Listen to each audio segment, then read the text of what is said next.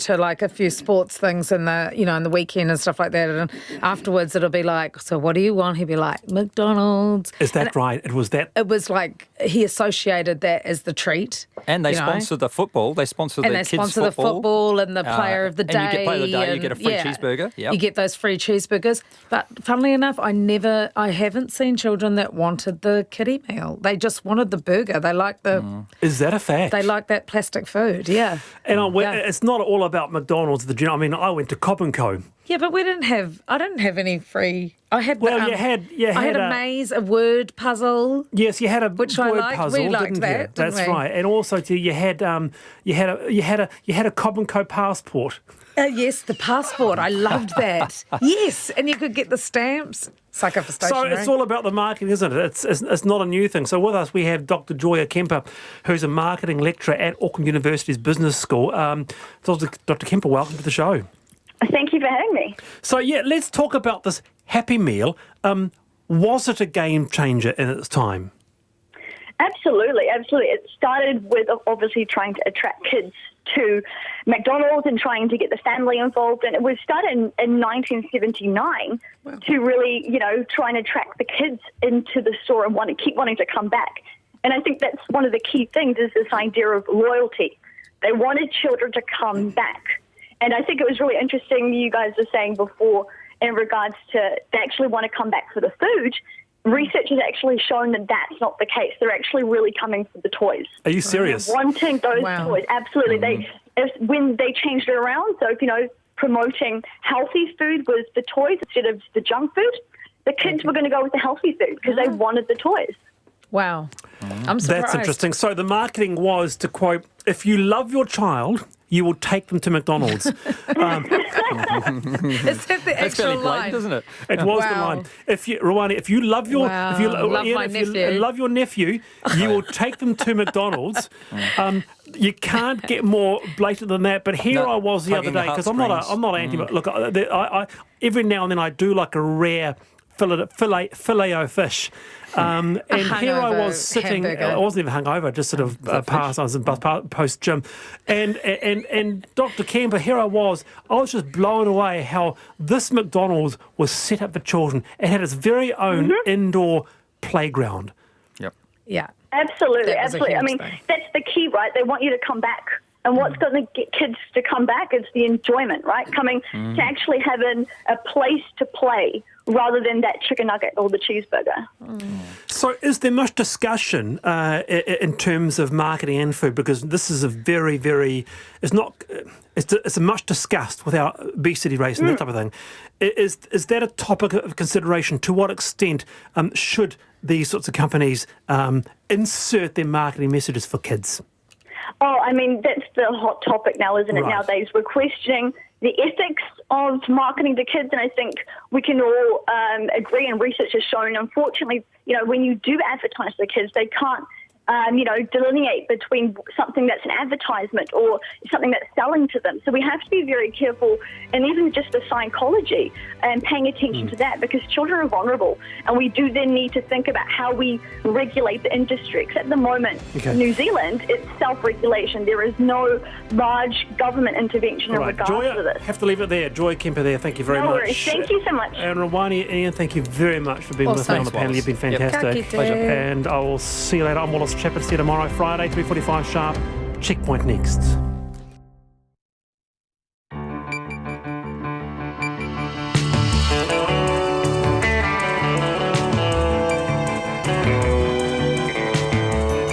Te whakarongo mai koe ki te reo irirangi o Aotearoa. This is Checkpoint on RNZ National. I'm Lisa Owen. E haere nei, a High Court jury sees the final hours of Grace Millane's life through CCTV footage. Two former National Cabinet ministers swear they played no role in leaking Winston Peters' pension overpayments ahead of the last election. Oranga Tamariki is slammed in a review into the attempted removal of a baby from a Hawke's Bay mother. The boss apologises publicly and makes immediate changes. Another government agency is caught up in a privacy breach. Are your details safe? And an investigation is underway into how two Australians fell to their deaths while climbing the Remarkables. And farmers are calling for heads to roll at Fonterra. RNZ News at 5. Kia ora, ko Susana Leata with DNA. An Oranga Tamariki review into the attempted removal of a baby from a Hawke's Bay mother has prompted immediate changes to how children are taken by the state. The ministry has apologised to the family through their lawyer about the attempted removal of a 6-day-old baby from his 19-year-old mother. The review says although safety concerns for the baby meant it needed to get involved, the ministry's systems failed the family. It says immediate changes will be made to ensure greater scrutiny when children are taken into care. Its Chief Executive, Grania Moss, says she will not resign over the scathing review, but is deeply apologetic. Our job is to protect children, it's to help families and give them hope. But instead we have deeply hurt a family and the people close to them. For that I am profoundly sorry.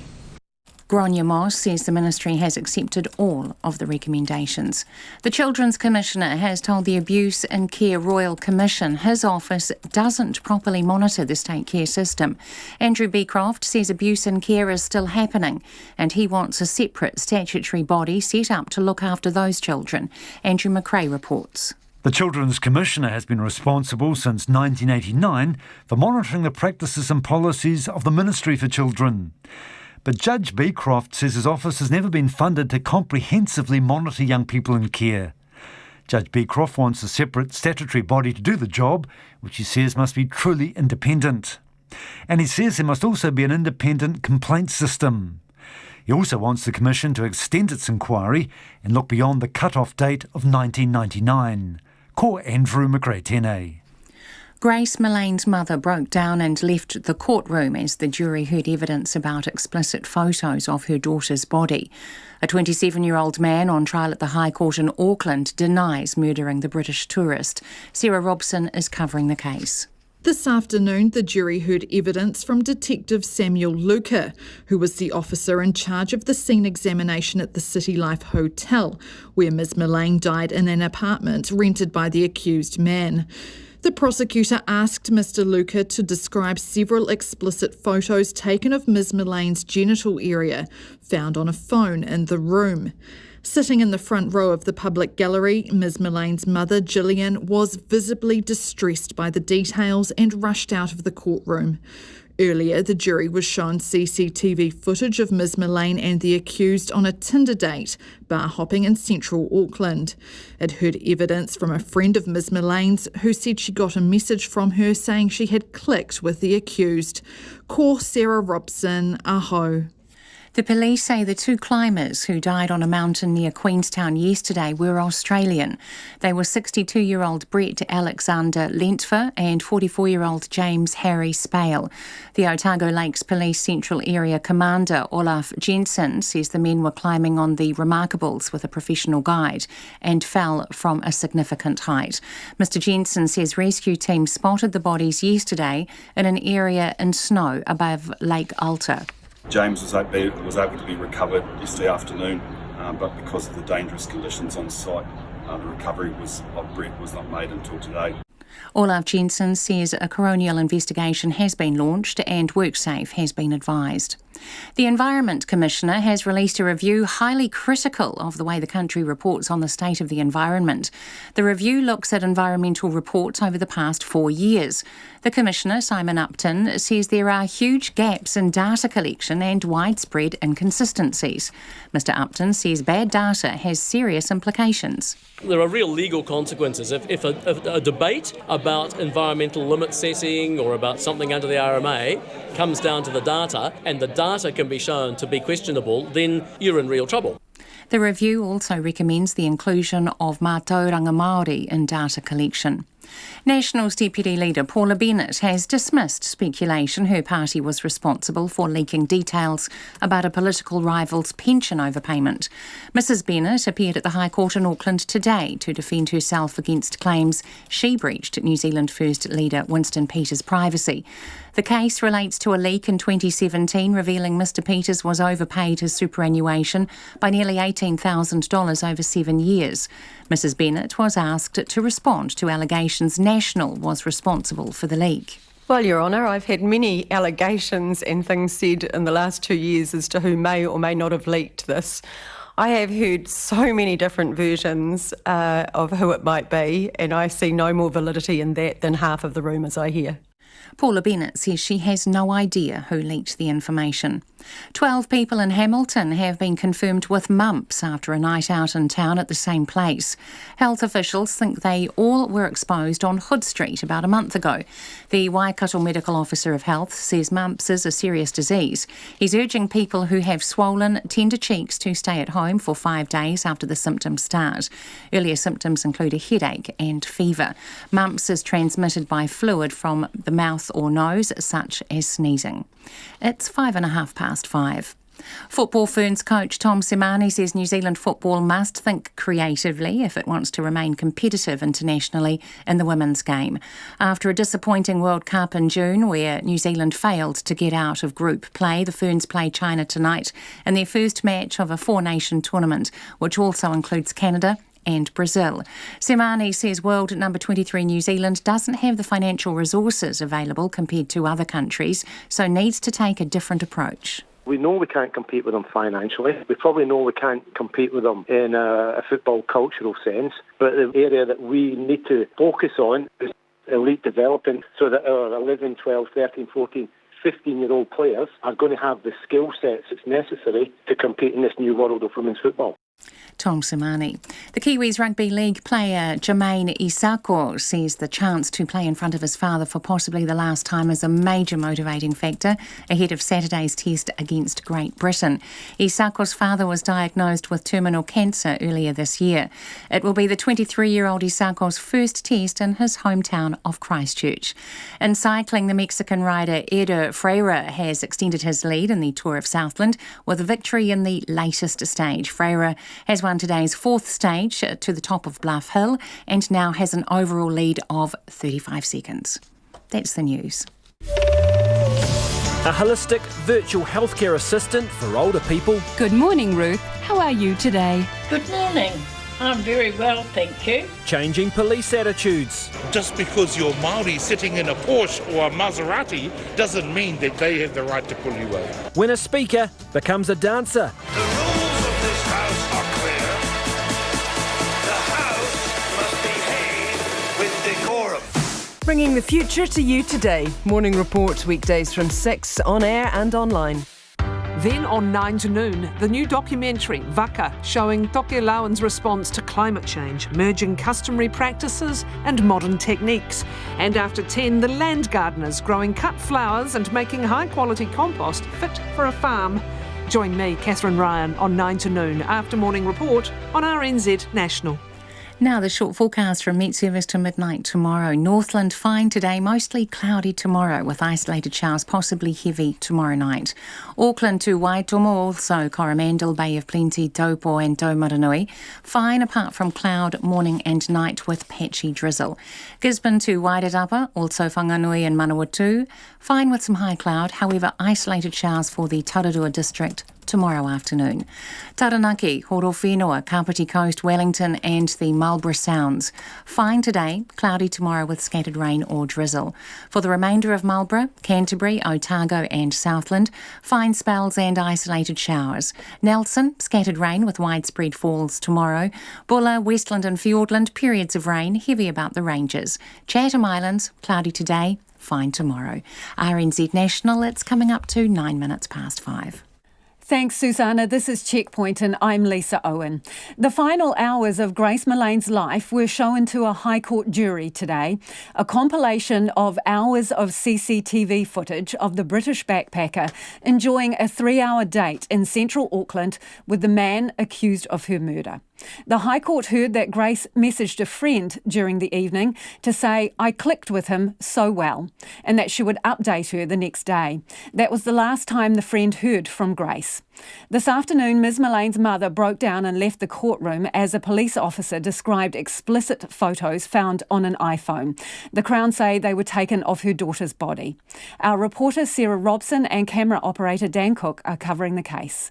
Grace Millane's parents, David and Gillian, watched intently from the public gallery as the final hours of their daughter's life were shown on big screens around the courtroom. The Crown took the jury through about an hour of CCTV footage gathered from around central Auckland, showing Ms Millane and the accused on a Tinder date. Prosecutor Robin McCoubrey asked Detective Adam Bicknell how much footage the police gathered. The amount of CCTV that was collected in total was, I think, just short of 6 terabytes worth of data, which is a significant amount.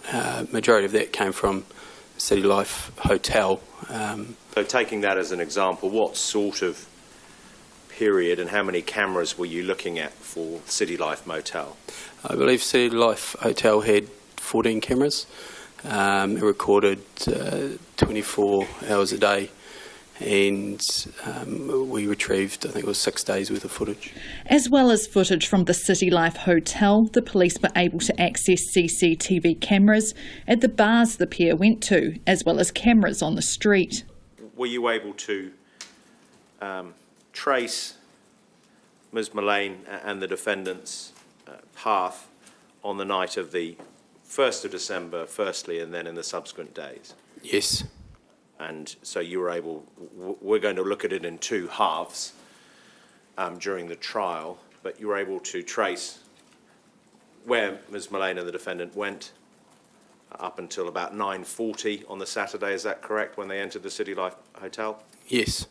The CCTV footage shows Ms Millane leaving base backpackers where she was staying and then arriving at Sky City. On the screen there at about 5:43 p.m, do we see Ms Millane walking along Federal Street away from the camera? Yes. The footage shows Ms Millane standing near some large Christmas trees set up near the Sky Tower. There are other people milling around, and at one point Ms Millane is seen using her phone. The jury heard yesterday that the last message she sent her family in the UK was a picture of the Christmas trees from that spot. There was what seems to be a speaker or something, or a light or something in the bottom of the screen in the middle, and then there's a gentleman in a high-vis jacket, and between those two, that's Ms Millane. It then shows the accused in a blue jacket walking over to meet Grace Millane and giving her a hug. The pair headed into Sky City, up the escalators and into Andy's Burgers and Bar on the first floor. They bought drinks and found a table.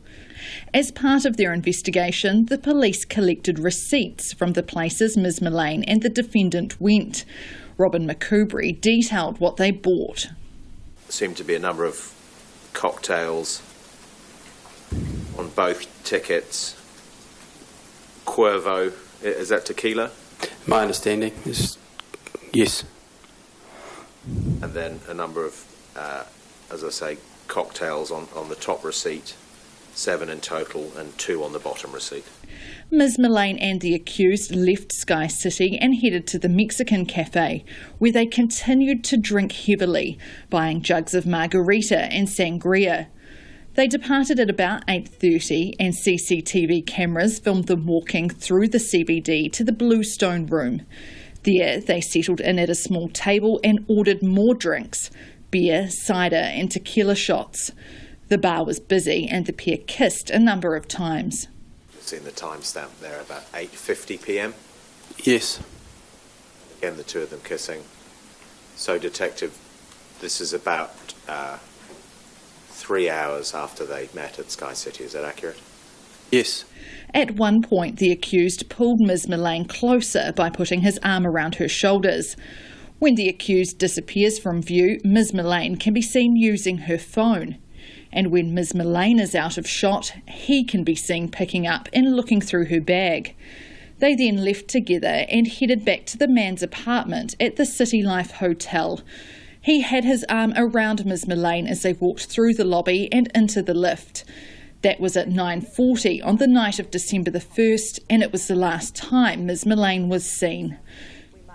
During the date, the jury heard that Grace Millane was messaging one of her best friends, Amina Ashcroft, via Facebook. Her evidence was read to the court by Crown Prosecutor Latia Tuibererevu. Ms Ashcroft said Ms Millane told her the man she was on a date with was a manager at an oil company. Ms Millane messaged that he had an apartment in a hotel, to which her friend replied, "You have to go to his apartment in the hotel. Then bet it's like the top floor." And Grace Millane summed up her date to Ms Ashcroft with this message. Literally, I click with him so well. Then at 11:59am, I will let you know what happens tomorrow. Amina Ashcroft said Ms Millane seemed drunk but happy, and she didn't have any concerns for her safety. Mō te hōtaka o te ahi, ko Sarah Robson, aho. It is 15 minutes past 5 and you're with Checkpoint on RNZ National. We're keen for your feedback about whatever you hear on the program today. You can text us on 2101 or you can tweet us at Checkpoint RNZ or email checkpoint@rnz.co.nz. And in news just to hand, the Zero Carbon Bill has passed its third and final reading in Parliament.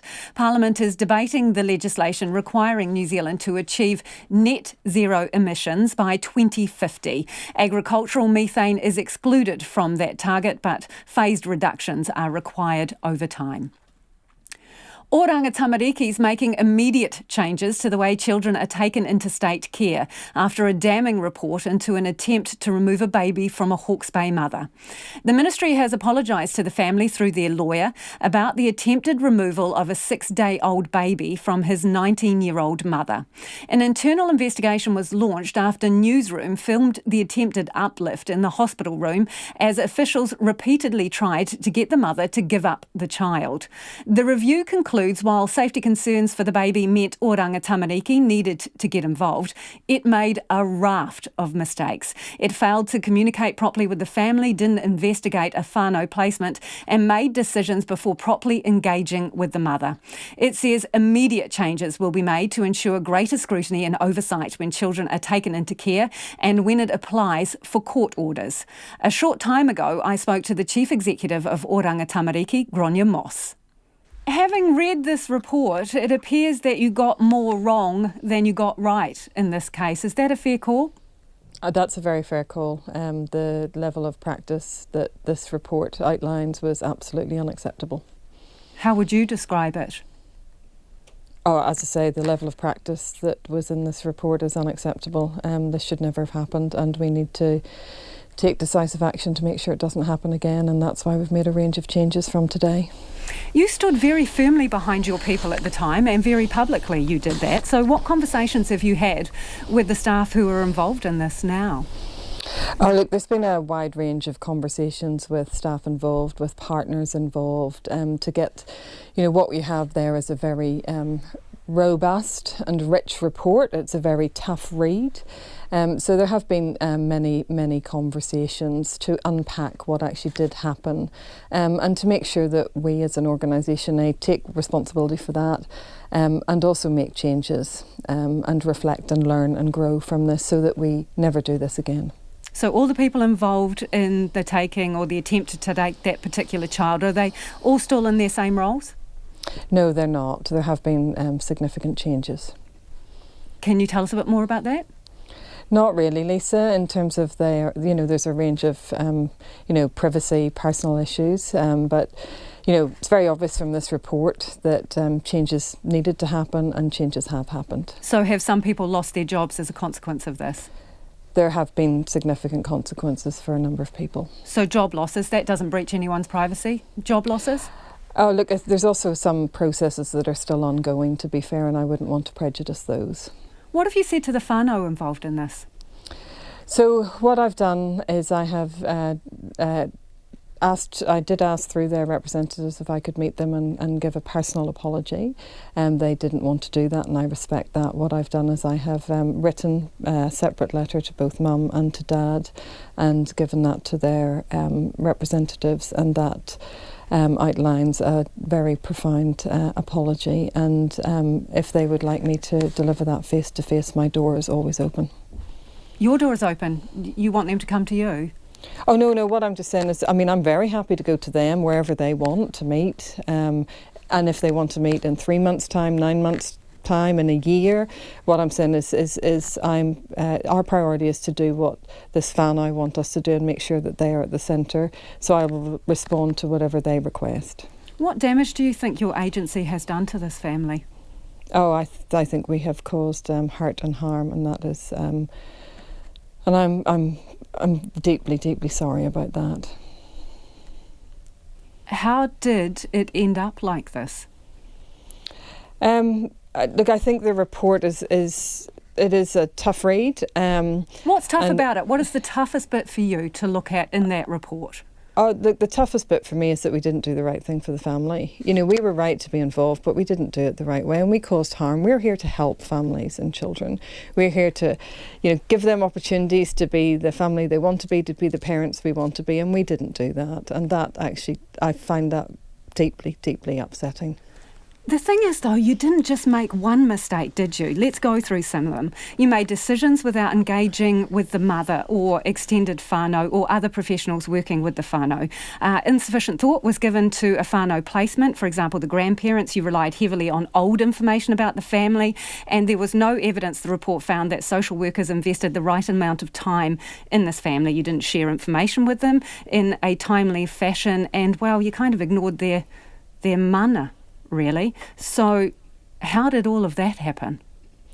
I think the report lays it out very clearly that... I'm asking you how you think it happened. No, I know, but at many stages we didn't engage. We didn't engage early enough. We relied too heavily on individual judgment and on historic information. We didn't explore options and opportunity. We didn't do current assessment of where the whānau were at. Why didn't you do all of those things? It's very, very poor practice, and it's absolutely unacceptable. We should absolutely not have done that. But it doesn't answer the question as to why you did it. So was it arrogance or incompetence or overloaded staff?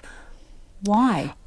I think it's probably a range of factors. I think the big thing that came from me was, from reading the report for me, Lisa, was they're not doing it together, not doing it with the family, not talking with the family, not talking with their representatives, not working for solutions. There were legitimate concerns.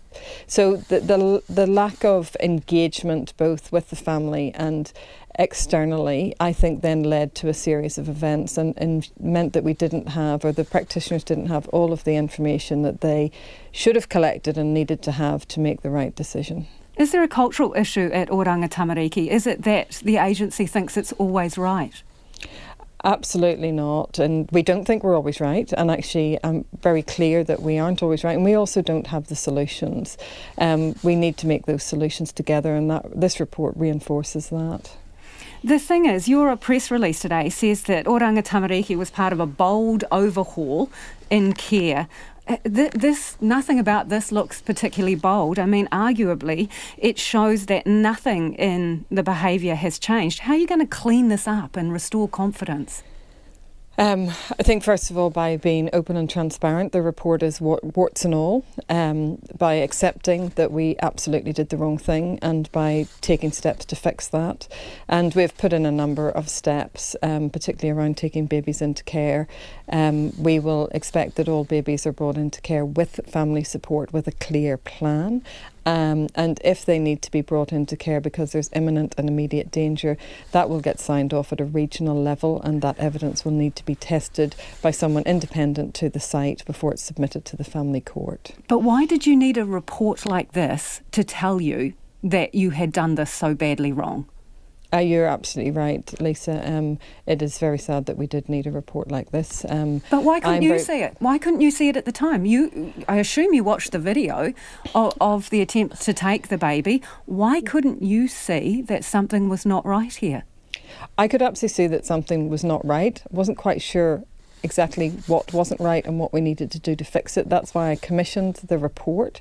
That's why we did it in partnership with Ngāti Kahanunu. We had independent oversight from a representative that they nominated, and also we had independent oversight from the Office of the Children's Commissioner, so that we could unpack everything that happened. It was a highly emotive event, so I wanted to make sure that we got to the bottom of everything. But are you not across how your frontline people are operating here? Because presumably the buck stops with you, and there are some very fundamental things that they got wrong here, really core practice in what is supposed to be an agency that is changing its ways. So are you not across what's going on the front line?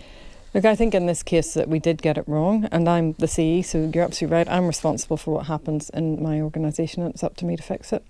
So are you not across what is happening on the front line of your agency? That's why we've commissioned the review, in terms of actually really getting the detail of all of our partners' views of what happened and what we need to change. Really, what this is. But were you oblivious? Were you oblivious to these issues before getting the report? Have we been working with our partners to try to prevent kids coming into care? Absolutely we have, and that's something that we want to continue to do. Have we been working closely enough with Ngāti Kahanunu? No, we haven't. And what this report does, and the work that we've done with them so far, provides another opportunity to work differently. Would you try to take that baby again? Well, what I would... If this situation presented again, would you try and take the baby? No, because what we would have done is we would have done the proper assessment, we would have looked at all of the options, we would work with our partners, and we would have worked with the whānau to make sure that that baby was safe and supported. How many babies has Oranga Tamariki taken off their families in the past year? And what we have seen is we actually have seen a reduction in terms of the number of babies taken into care. There's a couple of things. I mean, every situation is unique, and we need to work through each family. So how many uplifts? Can you give me that number for the past 12 months? Well, it depends what you mean in terms of uplifts. I mean, sometimes actually babies are brought into our care, but they actually stay with the whānau in terms of ensuring that whānau have additional support to keep the baby safe. Okay, so Section 78 orders, how many of those have you executed in the last year?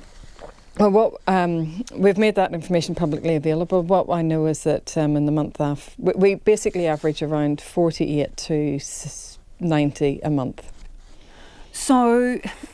that may not be for babies, however, so there's a range. And how many of them are Māori babies? Oh, well, we have an overrepresentation of Māori. So what we do have is we have, 60% of the children in care are Māori, so there is an overrepresentation. So what assurances can you give us that those other uplifts were handled correctly, given the significant number of mistakes that were made in this case? What we can absolutely give an assurance is from today that there is new processes that are... that doesn't help the families that have already gone through an experience with Oranga Tamariki. So again, those other cases, what assurances can you give us that they were handled correctly? Are you going to do anything to check back over those? Yes, look, there's a range of activity that is ongoing, Lisa. So what we do have is we have a number of families that have come forward to us, and I'm making sure that those cases are reviewed independently, in terms of independent of the How site many and the of social those worker cases? that made. There's actually very few that have come through to us, but then you also have the review that the Ombudsman's doing and the review that the Children's Commissioner's doing, of course. And we're supporting them. But I'm talking, and providing to you about what you are doing. So do you have a number for the cases that you're going to review? How many? What we are going to be doing is we're going to be reviewing every month all of the Section 78s without notice. And so the cases that you've just mentioned, where some people have come to you, how many of those are being reviewed? Oh, if people have asked me for a review, I've said yes. Can you give me a number? That's what I'm asking for, a number. Do you know how many cases are being reviewed, uplift cases, internally? Yeah, what we've done is we've looked at anything that has come forward to us, so we'll continue to do that. Do you not have the number? There's a range of people that are looking at these cases. Do you have a number for the number of cases that you are reviewing for uplifts? How many cases are you reviewing? So if we look at this report, what this report was, this was a very, very deep review into one case. Then what we have is we have an internal and external complaints process, so there'll be some cases that will be going through that. There's also the work being done with the Ombudsman, the work being done with the Children's Commissioner. Is there a reason that you don't want to give me a number? Or no, it's because actually there's multiple people working on them, and the Ombudsman is independent of myself, so I don't actually know all of the detail in terms of what they're looking at as well. But in terms of internal reviews by your agency, how many files are you looking back at? A small number. What is that number? It's a small number at the moment, in terms of some of the cases that have some of the attributes that were in this case. So that's what we've looked at. So you don't know the number? Or you don't want to share it? It's a very small number. No, it's a very small number. It's a handful at the moment that have the same attributes. Sorry, some of the same attributes as this case. Okay. How many? It's about 5 at the moment. Thank you. Gráinne Moss, the Chief Executive of Oranga Tamariki. Two former National Cabinet ministers today argued in the High Court that they played no role in the leak of Winston Peters' pension overpayment prior to the last election. But Paula Bennett and Anne Tolley have both admitted passing on the confidential information to others, with Ms Tolley revealing she told her sister in a regrettable outburst. The former ministers are being sued by the New Zealand First Leader, who claims they breached his privacy. Our Deputy Political Editor, Craig McCulloch, is covering the case at the High Court in Auckland. In the heat of the 2017 election campaign, several phone calls were made to newsrooms around the country. An anonymous tip-off that Winston Peters had been overpaid his pension. I did not make the phone call and I had no involvement with this phone call. And I have no knowledge of who did make these phone calls. Paula Bennett and Anne Tolley were both ministers at the time. Both had been briefed on the case under the no surprises policy. Mrs Bennett by the State Services Commissioner, Ms Tolley by MSD. What could you as a minister do with that information? Nothing. But both Cabinet ministers then passed on the confidential information to others. Ms Tolley says she sought advice from the Prime Minister's Chief of Staff and her senior advisor. The advisor, whose name is suppressed, then told others in the office. I'm disappointed that he did, because I expressly told him that it was confidential and it wasn't to go any further than between him and me. Anne Tolley also told her husband, "It's quite a stressful life being a politician at times, and I know I can absolutely trust his confidentiality." And she also mentioned the overpayment to her sister, who had made a glowing comment about the New Zealand First Leader. I responded with words to the effect that Mr Peters was not as great as she thought he was, and that he'd been receiving a single superannuation payment when he was living with someone else. I sincerely regret my outburst with my sister. I was tired and I was cross. Ms Tolley says none of the people she told could be responsible for the leak, as she never told them the amount Mr Peters had paid back, and media had already been tipped off by the time she told her sister. But Winston Peters' lawyer, Brian Henry, posed a certain scenario. Someone gets a little bit tired, a little bit cross, a little bit drunk, a little bit carried away with their self-importance. I wasn't drunk. I'm not suggesting you were. I thought you were. No. I'm suggesting this is the problem with the dispersal of this information. He went on. And it just comes out. Well, then they wouldn't be that trustworthy. Well, you see, you did that. Yep. So you're saying you're not trustworthy? I wasn't in that circumstance. I regret it. Her national colleague, Paula Bennett, was also asked whether someone could let gossip slip in a moment of stress or intoxication. I have no idea what other people do when they're stressed or intoxicated. Just asking you as someone experienced in the world, if you agree with that proposition? Westie, if we've got something to say to people, we say it straight to them. We don't sort of gossip about them behind their back. And in the pub, they don't gossip behind anybody's back in the West? No, mate, they say it straight to them. They invite you for a drink.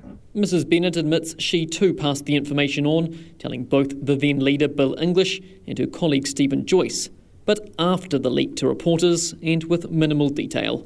From Auckland for Checkpoint, Craig McCulloch.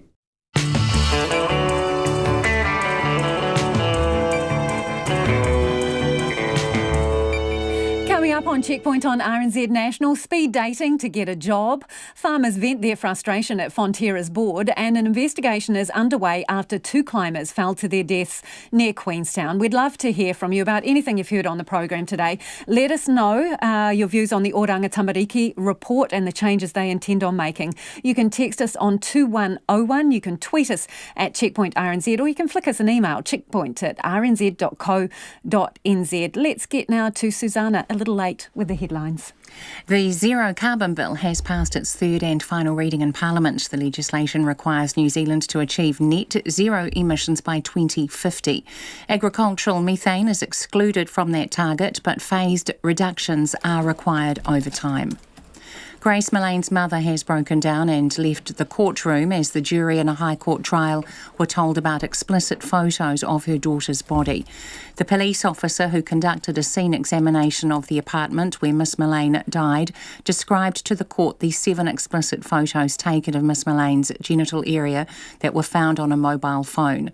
Sitting in the front row of the public gallery, Miss Millane's mother, Gillian, was visibly distressed by the details and rushed out of the courtroom. An Oranga Tamariki review into the attempted removal of a baby from a Hawke's Bay mother in May has prompted changes to how children are taken by the state. The ministry has apologised to the family about the attempted removal of a 6-day-old baby from his 19-year-old mother. The review says although safety concerns for the baby meant it needed to get involved, the ministry had failed the family. It says immediate changes will be made to ensure greater scrutiny when children are taken into care. The Children's Commissioner has told the Abuse and Care Royal Commission his office doesn't properly monitor the state care system. Andrew Beecroft says abuse and care is still happening and he wants a separate body set up to look after those children. Nationals Deputy Leader Paula Bennett has dismissed speculation her party was responsible for leaking details about a political rival's pension overpayment.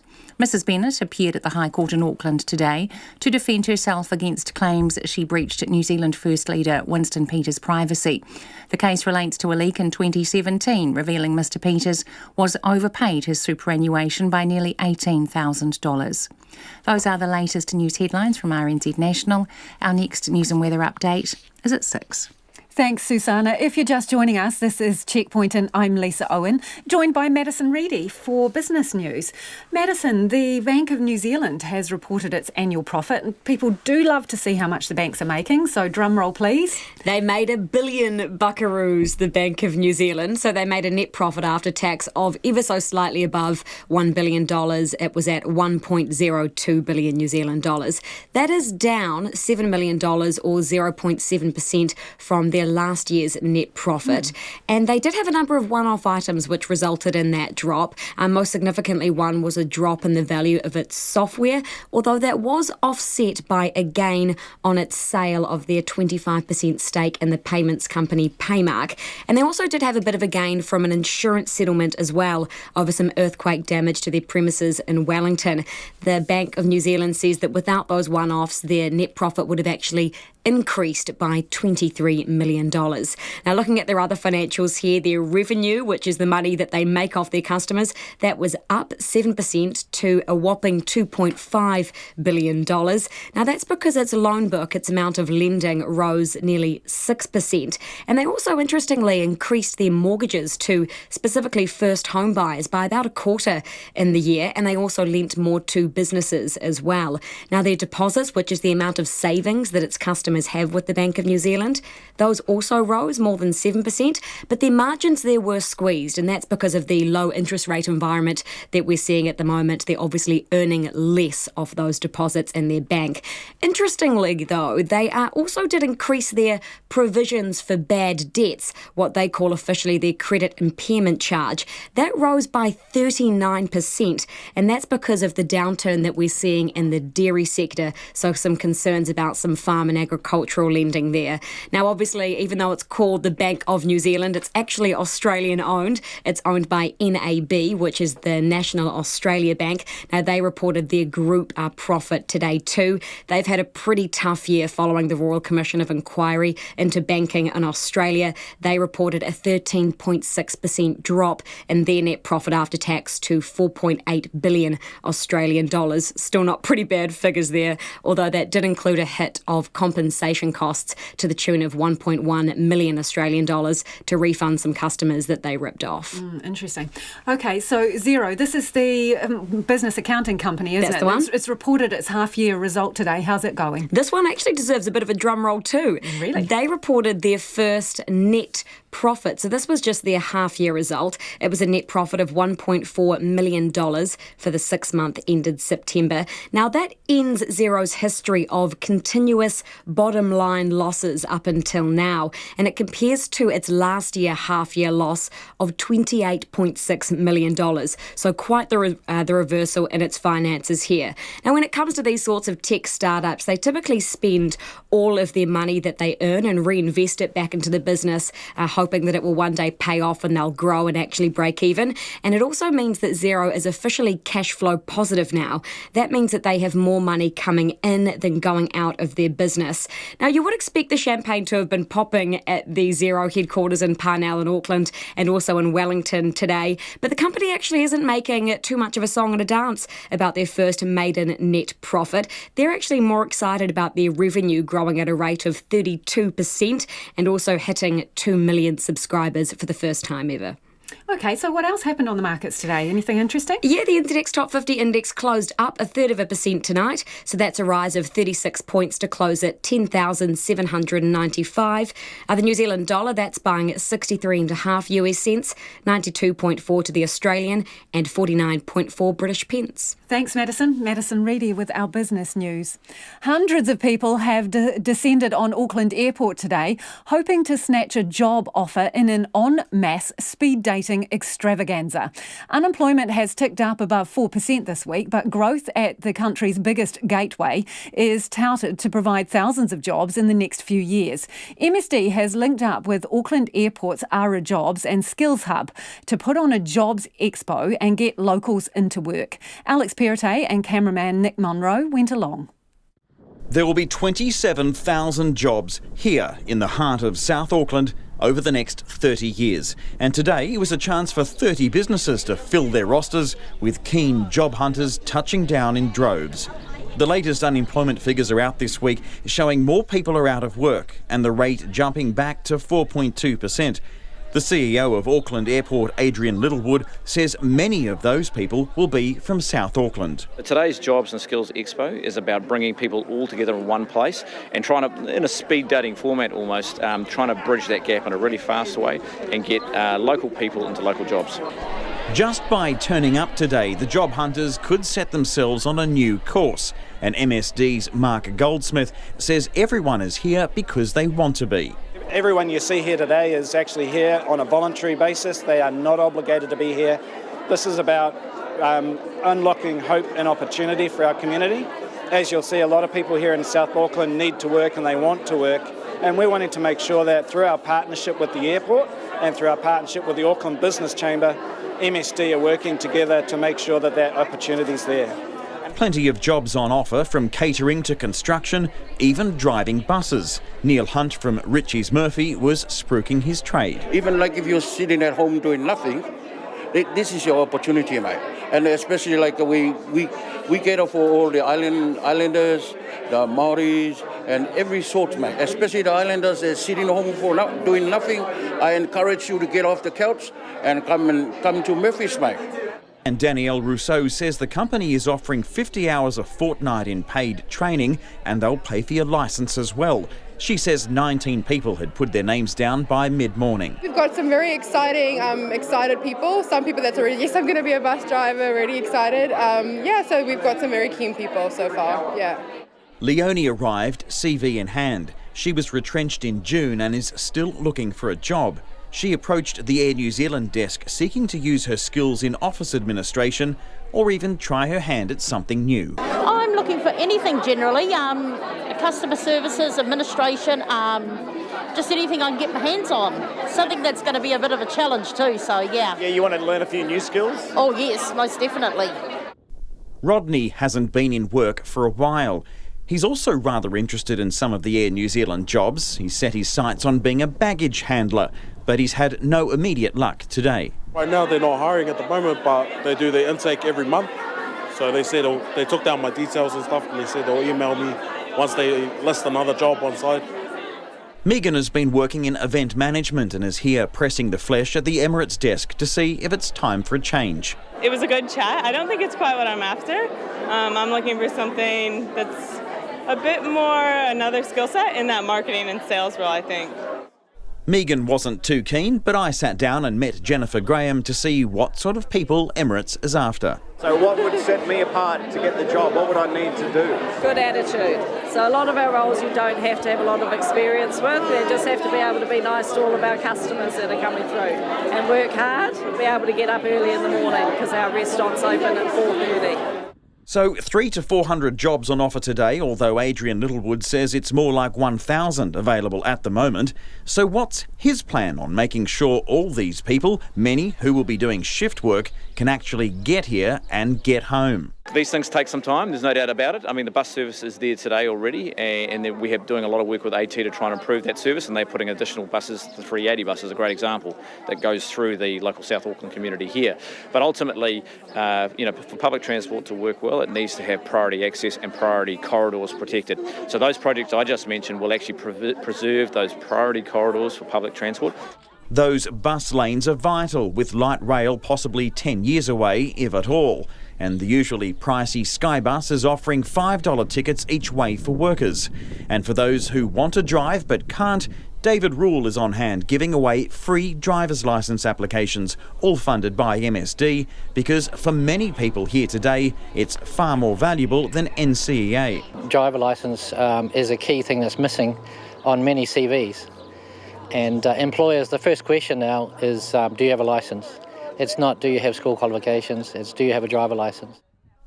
These students are freshly graduated from Manurewa High School, and their teacher has brought them straight from school. Abraham wants a job in tourism, and Zoe is still not quite sure. How are you going to sell yourself to the people? Have you got your CV in hand? Yeah, I've got my CV in hand, and just be me and be confident, proud and happy. So how would you feel if you stepped out of here today and you already had a job offer? I'd be happy and proud and excited and ready to work and give my best work. Robin Staples is the principal of Southern Cross campus and has done a lot of work to connect students with ARA, Auckland Airport's Jobs and Skills Hub.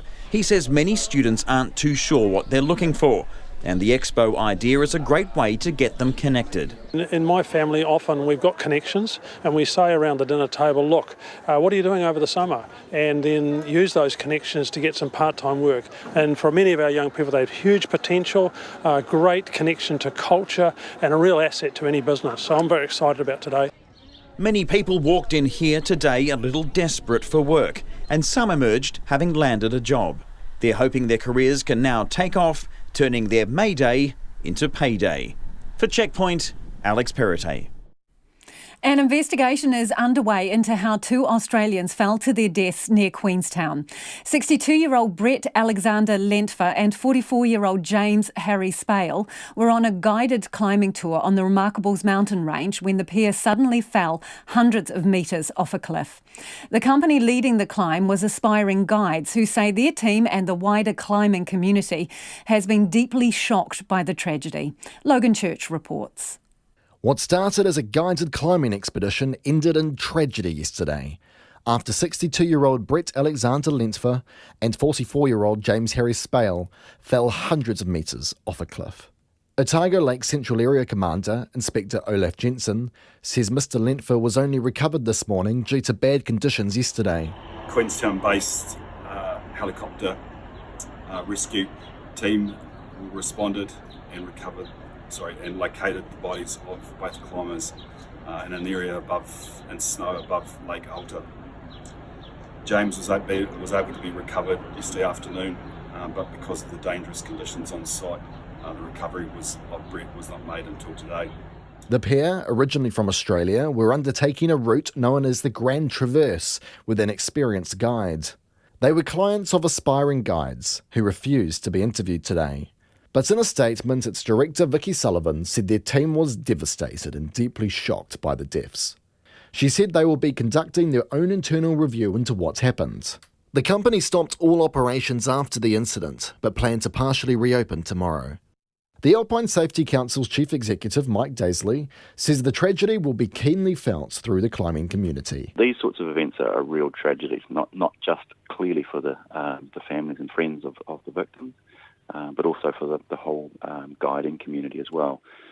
It's a beautiful environment. It's a very popular climb, but it is a real harsh reminder, a very tragic reminder of what can go tragically wrong. Mike Daisley says routes like the Grand Traverse can be hard, dangerous, and require experience. This time of the year, this is when climbing becomes possible in this area. If during the winter, and there are people that might climb it, but that's a really, really harsh environment. But even at this time of the year, the temperature is really cold. It's about 2,000 metres above Lake Wakatipu, so it can get pretty chilly. It's always high winds there.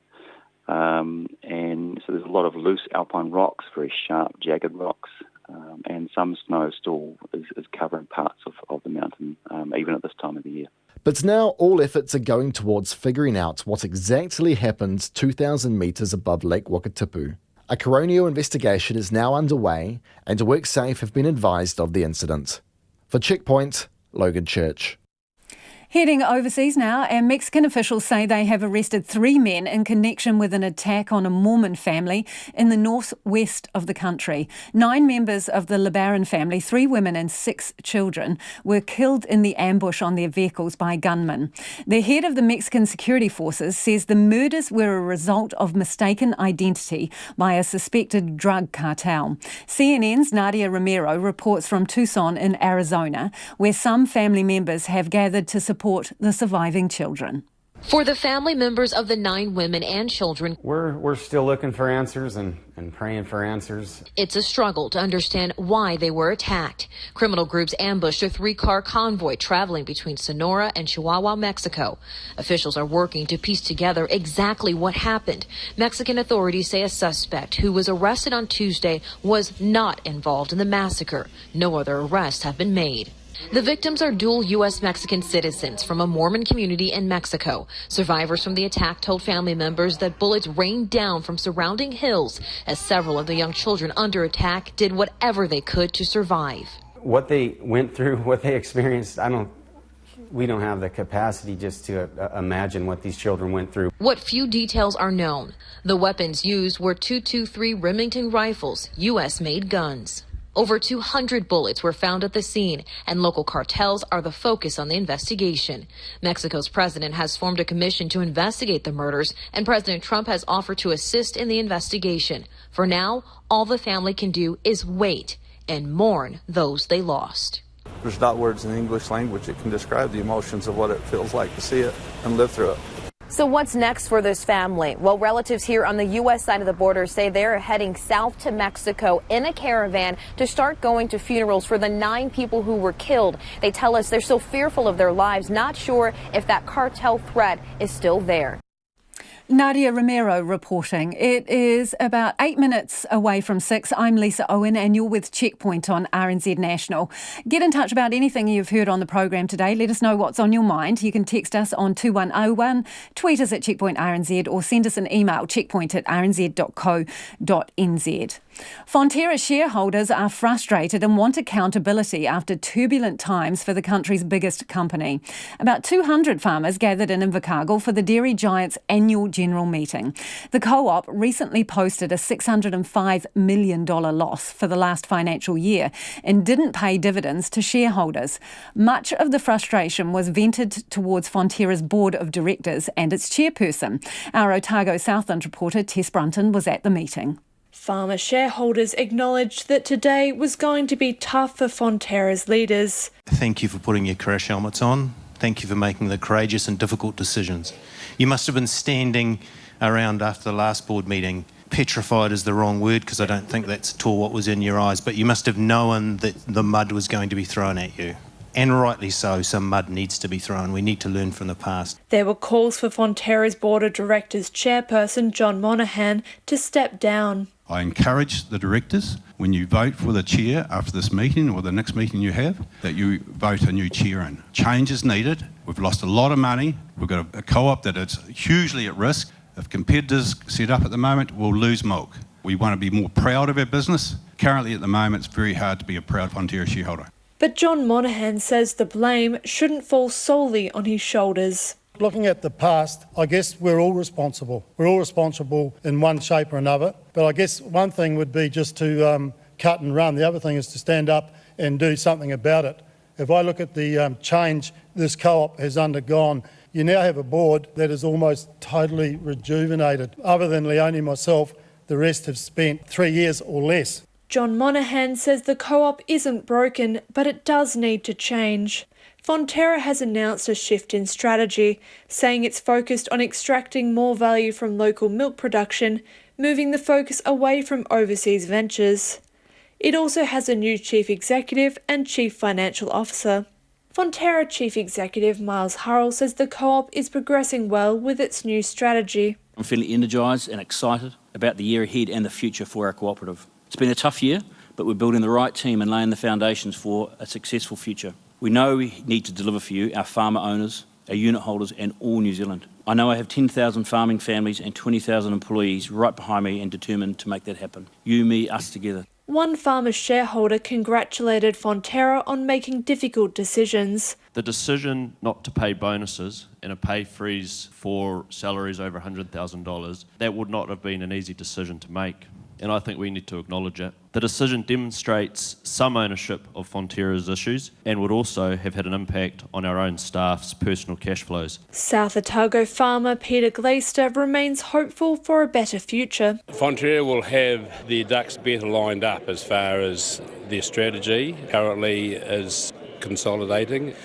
We'd like to see a dividend again, but the milk price is the most important by far, and we can't really criticise the current milk price. It's looking like $7. Shareholders say they'll keep a close eye on profits and progress to see if Fonterra's actions will speak louder than their words over the coming financial year.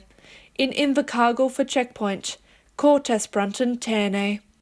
The government's environment watchdog is warning of alarming gaps in data which could be leading to poor policy and irreversible environmental damage. In a scathing new report, the Parliamentary Commissioner for the Environment has identified significant shortfalls in the Environmental Reporting Act, which introduced mandatory reporting in 2015. Harry Locke reports. When it comes to the real state of the environment, we don't know what we don't know. Different organisations are collecting different types of data at different times, using different variables and looking for different things. Environment Commissioner Simon Upton says there are real-life implications that stem from having bad data because policymakers are essentially flying blind. There are real legal consequences. If a debate about environmental limit setting or about something under the RMA comes down to the data and the data can be shown to be questionable, then you're in real trouble. So we need to be able to rely on what we're doing across the country and at the national level, and that's what I'm really focused on. Chief Scientist at our Land and Water National Science Challenge, Richard McDowell, agrees this fragmentation is a problem. The majority of the data is either collected by our regional councils or by Crown Research Institutes like NIWA. You're just taking regional councils as an example. You have 16 different variations of what could be the design of a network. According to the review, it will take serious sustained investment to turn this around. But the current science funding system does not value long-term data collection. The Commissioner's recommendations include the establishment of a science advisory panel and setting some core indicators to help improve consistency nationwide across different agencies. The co-director of the Biological Heritage National Science Challenge, Dr. Andrea Byram, likes the focus on solutions. What I liked about this report is that it is future focused. It's about saying, right, we're not in a good space right now. We know we need to do better, and here's some tangible ways that we can move forward and do better. The review also recommends requiring governments to respond to the reports, outlining what they have done and what they will do based on the data presented to them. This is the most important aspect of the review, according to Institute of Governance and Policy Studies researcher Dr. Murray Petrie, because this is the bit that's going to increase political accountability. You can imagine, and this happens in some countries, that impressive-looking environmental reports are published, but nothing happens. They are shelved, they disappear into a vacuum. The review as a whole has been welcomed by a range of involved government entities, including the Ministry of Environment, Statistics New Zealand and Local Government New Zealand. Federated Farmers also say it endorses the review, but adds this shows what it calls recent policy swings by the government, such as the freshwater policy announced in September, were not founded on robust national data. Commissioner Simon Upton says he hopes the government will act on his recommendations and get new legislation before Parliament next year. For Checkpoint, Harry Locke. A team from the UK says they are increasingly confident they have a car capable of beating the world land speed record. The 6-tonne arrow-shaped Bloodhound vehicle has been getting progressively faster during trials in South Africa, but has yet to break the record of, wait for it, 1,228 kilometres an hour. The BBC's Jonathan Amos reports from the Kalahari Desert. Bloodhound control, clear to roll. Control, Bloodhound, please. the Bloodhound car and driver Andy Green pull away on another test run. The sleek white and red vehicle leaves a cloud of dust as it hurtles down this bone-dry lakebed. Powered by a jet engine taken from a Eurofighter Typhoon, Bloodhound has posted a series of fast speeds in recent days. Its 501 miles an hour on Wednesday makes it the third fastest British car of all time. The team say the current setup can do 600 mph. That's still not enough to break the sound barrier and the existing land speed record of 763 miles an hour, but Bloodhound will be fitted with a rocket engine next year, and when combined with the jet, the record will fall, the team believe. Jonathan Amos reporting there. Would you get in a car going that fast? I don't think I'd have the guts for that. After the break, more on Oranga Tamariki. RNZ News at 6. Ngā mihi nui ko Susana Leata tēnei. The Chief Executive of Oranga Tamariki says several staff involved in the attempted uplift of a Hawke's Bay baby are no longer in their roles. A report into the highly publicised case has found staff made a raft of poor decisions and failed to communicate properly with the family. It also found the Children's Ministry made its decision before engaging with the 19-year-old mother of the newborn. Grania Moss told Checkpoint Oranga Tamariki did not do right by the family.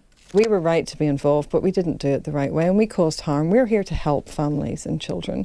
We're here to, give them opportunities to be the family they want to be the parents we want to be, and we didn't do that. And that actually, I find that deeply, deeply upsetting. The Minister for Children, Tracy Martin, has expressed her profound disappointment at the findings of the Oranga Tamariki review. But Ms Martin says she won't be asking Grania Moss to resign. There have been serious consequences for Oranga Tamariki staff out of this incident, and there will be other consequences. But those are employment matters, so I'm not going to jump into employment matters. If you're asking me, am I going to seek Grania Moss's head? No, I'm not, because it's not constructive. The Minister for Children, Tracy Martin.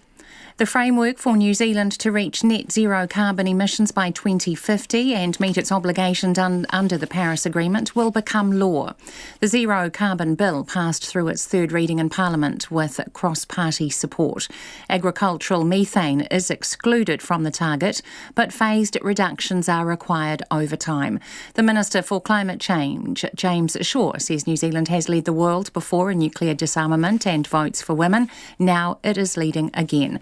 During the debate, National Simon Bridges said his party would vote for the bill, but as a compromise position, and he took a direct swipe at one of the governing parties, New Zealand First. They can't say over the last 2 years that they stand on the side of regional and rural New Zealand. They blocked our amendments last night to this bill out of ignorance and petty partisan politics. Simon Bridges says National will amend the law if his party is voted into government next year. Grace Millane's mother broke down and left the courtroom as the jury heard evidence about explicit photos of her daughter's body. A 27-year-old man who has name suppression denies murdering the British tourist. This afternoon, the jury heard evidence from Detective Samuel Luca, who was the officer in charge of the scene examination at the City Life Hotel, where Ms Millane died in an apartment rented by the accused man. The prosecutor asked Mr Luca to describe 7 explicit photos taken of Ms Millane's genital area found on a phone in the room. Gillian Millane was visibly distressed by the details and rushed out of the courtroom. The Crown claims CCTV footage suggests a Dunedin doctor murdered his teenage victim only minutes before her boyfriend arrived to check on her. Vernod Scanther denies stabbing 16-year-old Amber Rose Rush to death in February last year. Timothy Brown has been in the High Court in Dunedin. The jury has been shown CCTV images which the Crown says shows the 32-year-old accused picking up a teenage friend on his way to Miss Rush's home. The images were captured shortly before midnight on February the 2nd.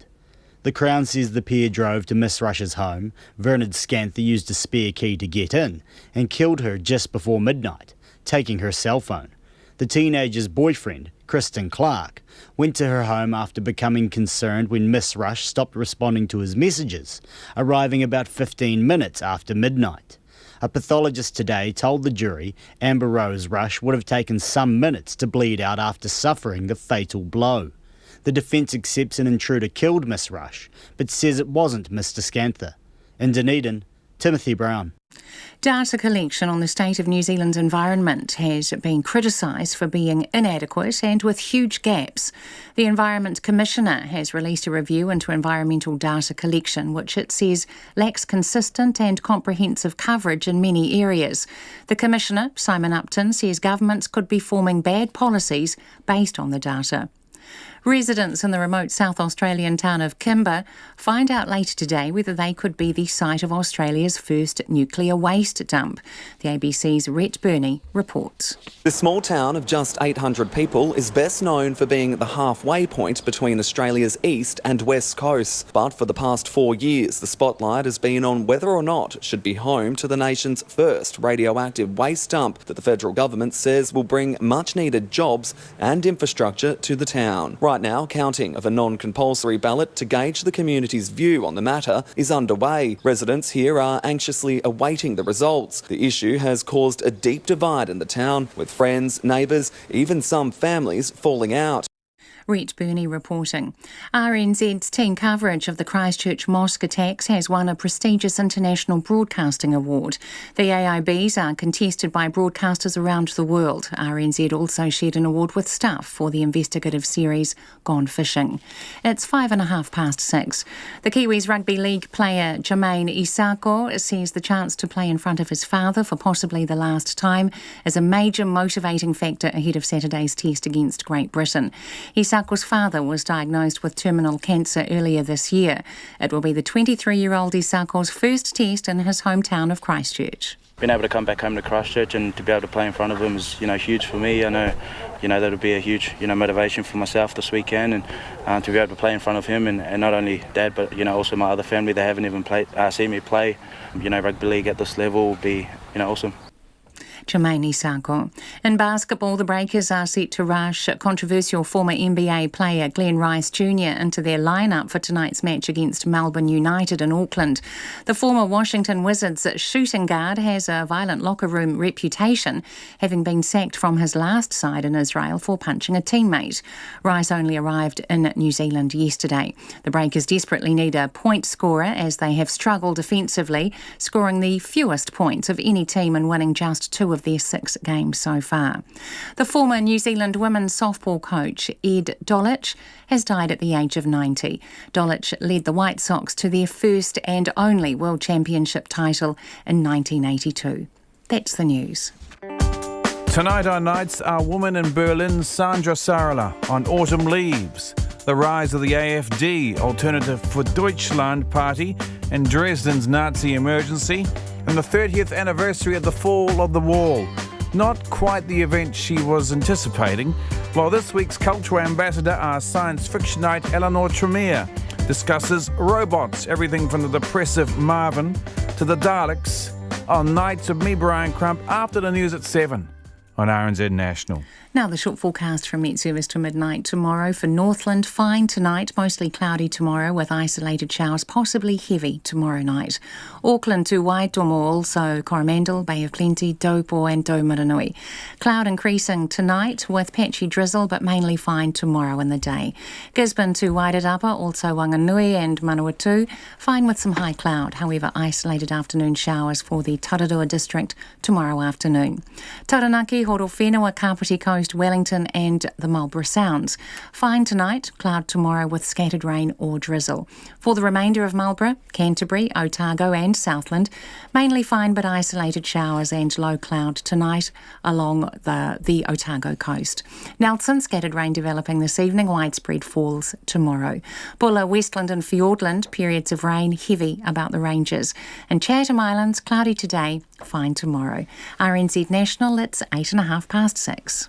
Thanks, Susanna. And if you're just joining us, this is Checkpoint and I'm Lisa Owen. Grace Millane's mother broke down and rushed out of the courtroom as the jury heard evidence today about explicit photos taken of her daughter's body. This afternoon, a police officer went into detail about what was found on a black and green iPhone that was found in the apartment rented by the 27-year-old man accused of the British backpacker's murder. He denies the charge and is on trial at the High Court in Auckland. Our reporter Sarah Robson is covering the case and she joins me in the studio. But just a warning that some of the details are upsetting and we do advise audience discretion. Sarah, on that note, the jury heard evidence about the contents of this phone. What can you tell us about that? Yeah, that's right. We've heard evidence this afternoon from Detective Samuel Luca, who is the officer in charge of the scene examination that took place at the City Life Hotel. Now, it's here that we know that Ms. Millane died at some point on the night of the 1st and 2nd of December in the apartment rented by the accused. Now, Mr. Luca was questioned by the prosecutor Robin McCoubrey about a black and green iPhone that was found in that apartment. He was asking questions about a series of photos that were taken on that iPhone in the early hours of the 2nd of December. Now, the Crown says at this point Ms. Millane had already died. Now, these were explicit photos and Grace Millane's mother, who was sitting in the front row of the public gallery, became visibly upset as Mr. Luca continued to answer questions about what those photos showed of her daughter. She was crying, and at one point she got up and rushed out of the courtroom, followed by a police family liaison officer. Now, Mr. Luca was also talking about the timing of the Google searches that were happening on this iPhone. So this is the timing of the Google searches for the Waitakere Ranges that we heard about yesterday, hottest fire. So these were all taking place in the early hours of the morning of the 2nd of December.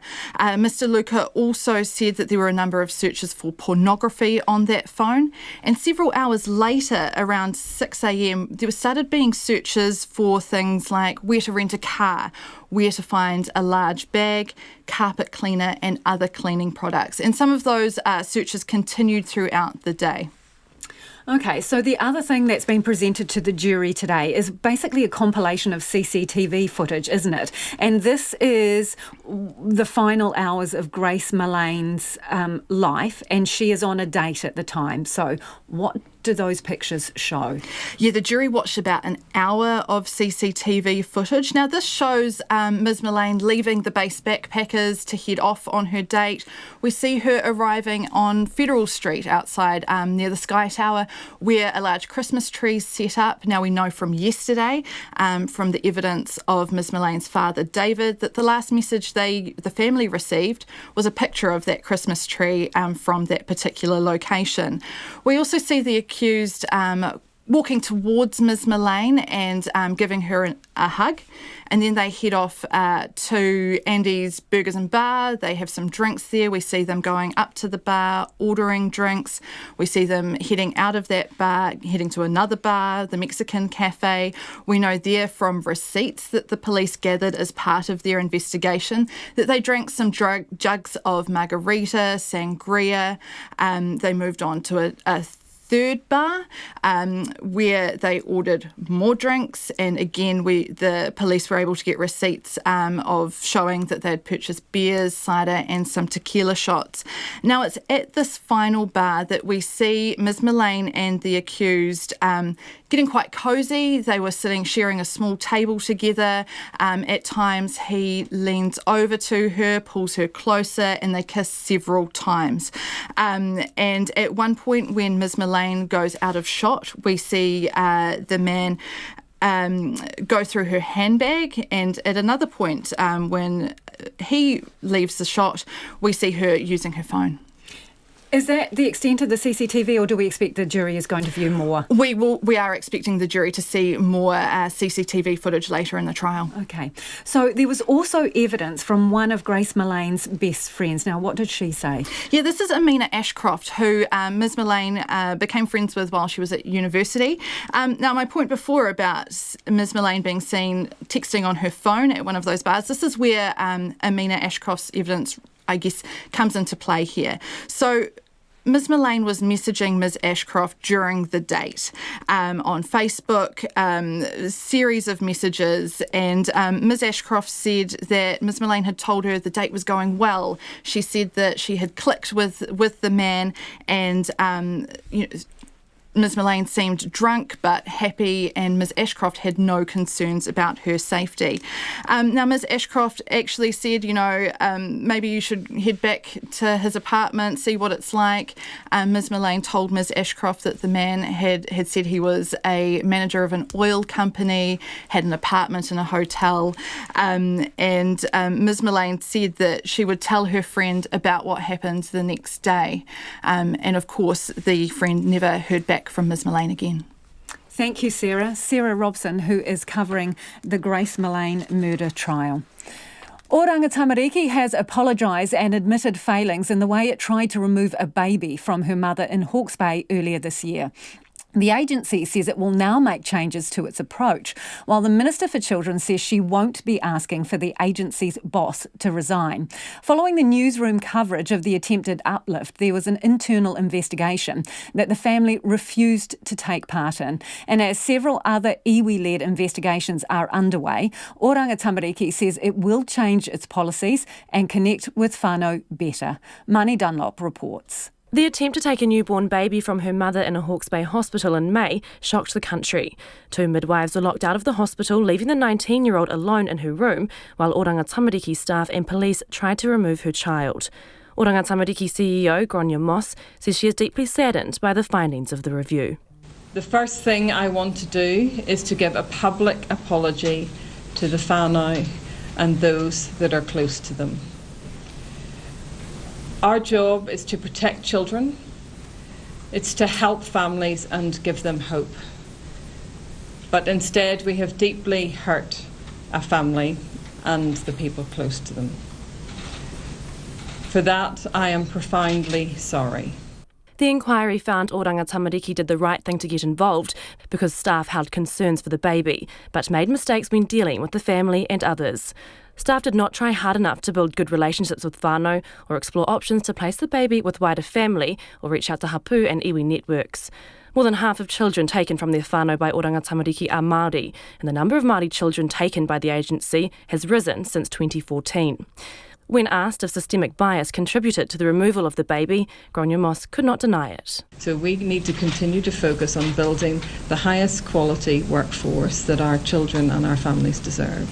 I think what we do have is we do have biases within social work practice that we always need to challenge.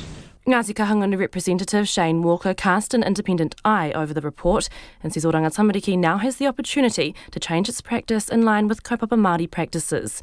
But that positivity was expressed through a not-so-veiled barb at the agency's performance to date. Is it enough? I don't think it's ever enough. I think there will be no choice about a number of things that will have to be worked through. Will they all do a perfect job right now? I think this organisation just has such opportunities now to start to do that properly. The inquiry has prompted immediate changes to the way it removes children deemed at risk. It has recommended much stricter rules will be in place if the ministry wants to remove a baby from a family without notice. And unless the child is in imminent danger, that on-notice custody order applications will be the default to ensure the family is given the opportunity to have their say. Meanwhile, the Minister for Children, Tracy Martin, has expressed her profound disappointment at the findings. She says there have been serious consequences for Oranga Tamariki staff involved, but would not be asking the CEO of Oranga Tamariki, Gronya Moss, to resign. There have been serious consequences for Oranga Tamariki staff out of this incident, and there will be other consequences. But those are employment matters, so I'm not going to jump into employment matters. If you're asking me, am I going to seek Gronya Moss's head? No, I'm not, because it's not constructive. Oranga Tamariki says it's accepted all of the report's recommendations. For Checkpoint, ko Mani Dunlop tēnei. Des Ratama of Ngāti Kahungunu negotiated with Oranga Tamariki at Hawke's Bay Hospital to prevent the newborn being uplifted from his mother. He's on the line now. Tēnā koe, Des. The whānau didn't want to be involved in this particular investigation because they didn't trust its independence. But I'm wondering, have you had the opportunity to talk to them about the findings? What do they make of it? No, I personally haven't had a chance to talk with them. But I do understand the reasons why they didn't want to be included or participate in it, because right from the outset, when we met with the Minister, it was about the question that they had been answered rather than the question that Oranga Tamariki had to ask about itself. So they weren't all that interested then in what Oranga Tamariki was going to do to look at itself, and which is what the findings are today. What do you think of the findings? Yeah, look, I think the findings were brave. I think they were brave because it did require them to admit things are wrong, and Grania Moss's apology sort of indicates in that direction. I think that but then to say that there was justification as to why the uplift proceeded is a disconnect. You can't say sorry, but you were right. You know, those two things don't work together.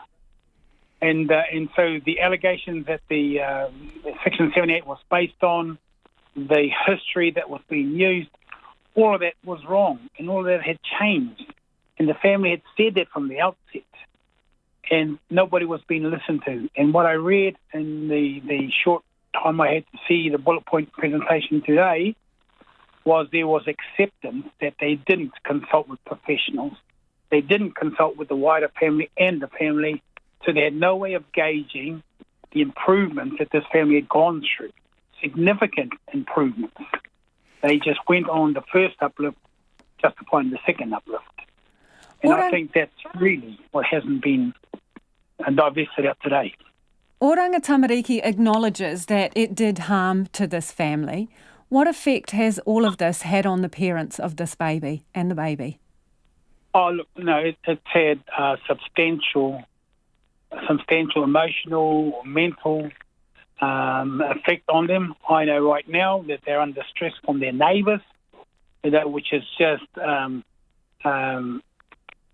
sad that the neighbours have decided to have some sort of say on what's going on.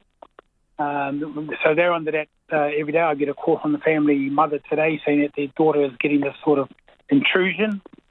There is still no real ability for this family to move forward.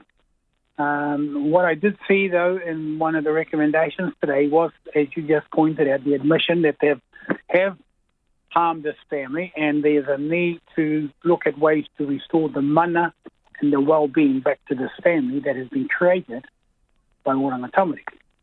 I'm looking forward to what that might look like. What do you think it should look like? Well, I think there should be a range of solutions applied to this family.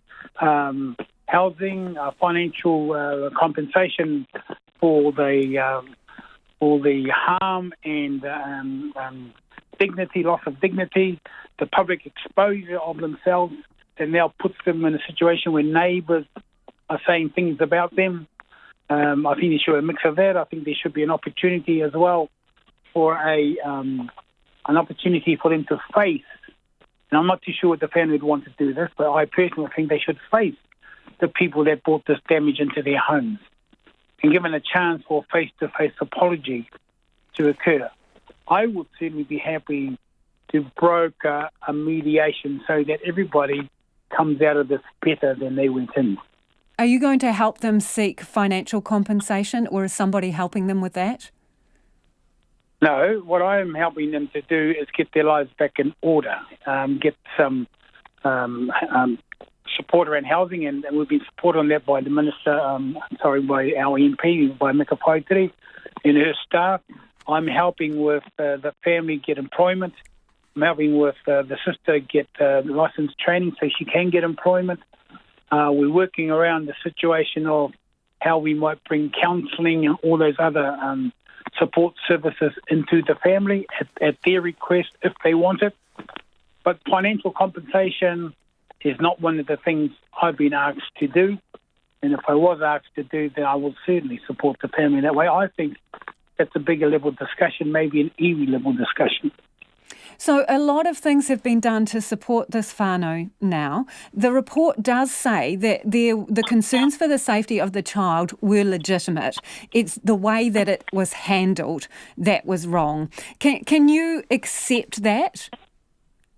No, I can't, because what I'm saying, if you're apologising, that means you did something wrong, which includes how this whole thing got started. They have accepted that they didn't do the right investigations at the start, which means they put their Section 78 into action without the complete information. So the court order to remove the child was obtained using poor information, in your view?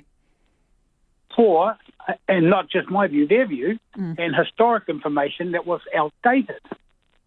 Right? And so what they found out since, and what the family made us aware of when I went to the uplift, is that they had changed. And it was easy for me to see that being changed. It was easy for me to see that they had strong family support. Why was it that Oranga Tamariki at that stage couldn't see that? That's a real dilemma for me. So then to say that there was justification for the uplift, it don't make sense. Des, we're almost out of time, but do you have faith that Oranga Tamariki can make the changes it needs to? No, I don't think they can make the changes without assistance from the iwi, without assistance from the communities. And from the iwi perspective and the community perspective, we're happy to help and to engage. And that's what I can say will then give us reassurance that they can do things better. Appreciate your time.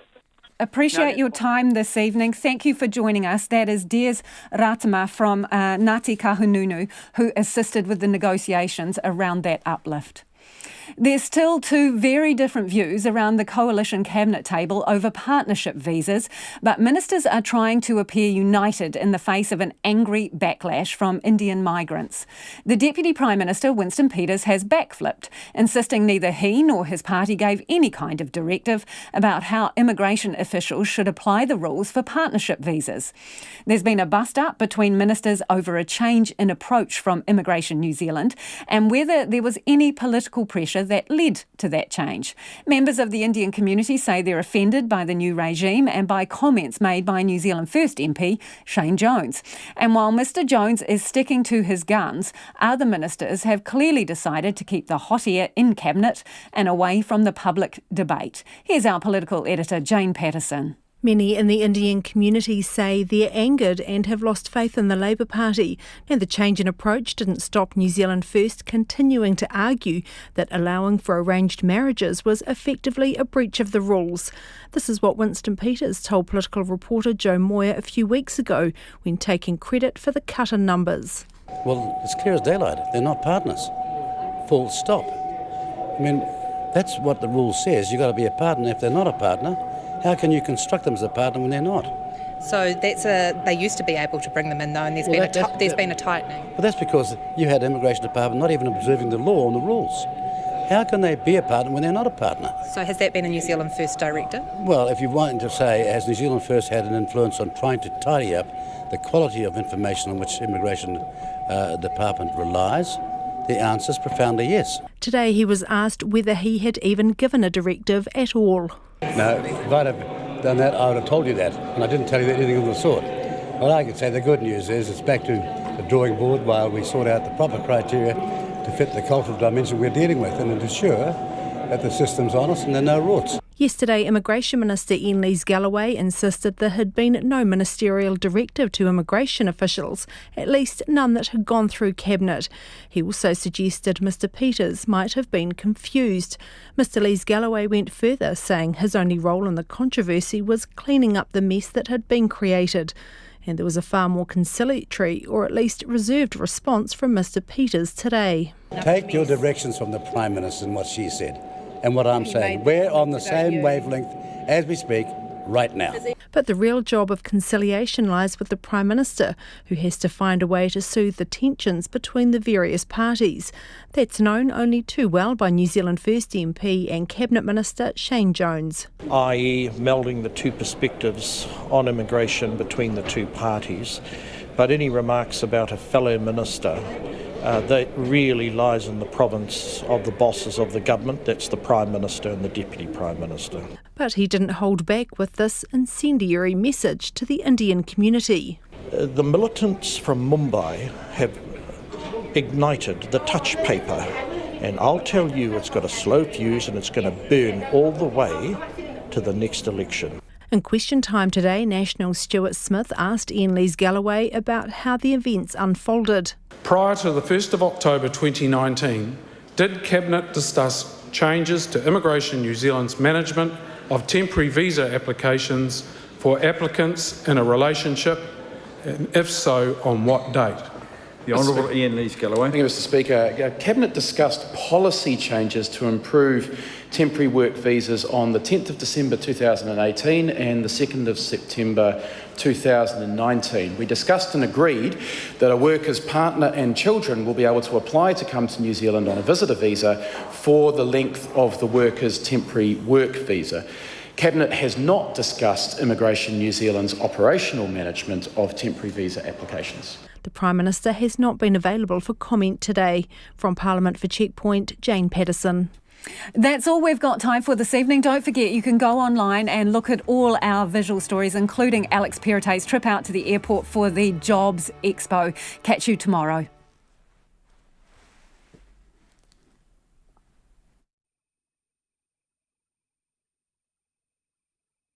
Involved in the attempted uplift of a Hawke's Bay baby are no longer in their roles. New Zealand's goal to reach net zero carbon emissions by 2050 will become law after passing its third and final reading in Parliament. The Crown has told the High Court in Dunedin that CCTV footage suggests a doctor killed his teenage victim only minutes before her boyfriend arrived to check on her. And the mother of Leon J. Cole, who died after suffering a serious head injury, has told a coronial inquest into the boy's death that she never saw him being abused. Those are the headlines. Our next news will be at 7 o'clock. Take the pulse of the day's news every weeknight at 10. What the national picture looks like in a few years, hard to say, but the USA may well reduce emissions in line with the Paris Agreement, even though they're not a part of it. Live with local, national and international stories and a slice of creativity. And these artists are grappling with climate change and what that means. In this case, it's a very quirky and absurd